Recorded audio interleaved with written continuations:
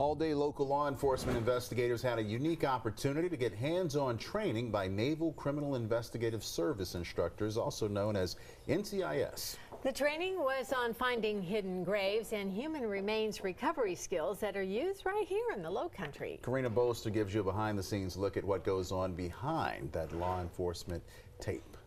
But we're noticing that there's no trauma on the ribs, right?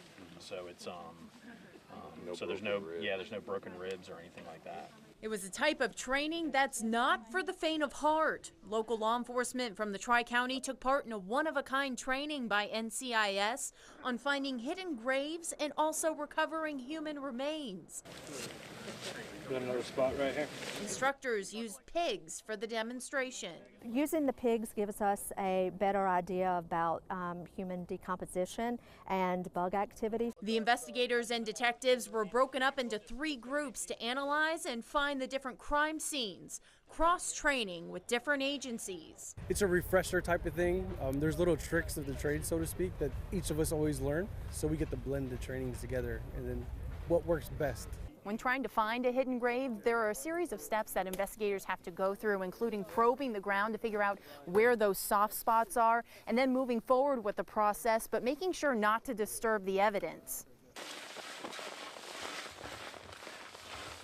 They're going to talk about how to process that evidence, what lab they need to send to, and then also what type of analysis to request, and bagging and tagging that evidence in order to be processed further. Oftentimes, skeletal remains are removed from the scene before it's thoroughly processed and documented, which could end in the loss of critical evidence. Instructors say evidence collection takes time, and they have to be very precise about what they do. It's a very long process.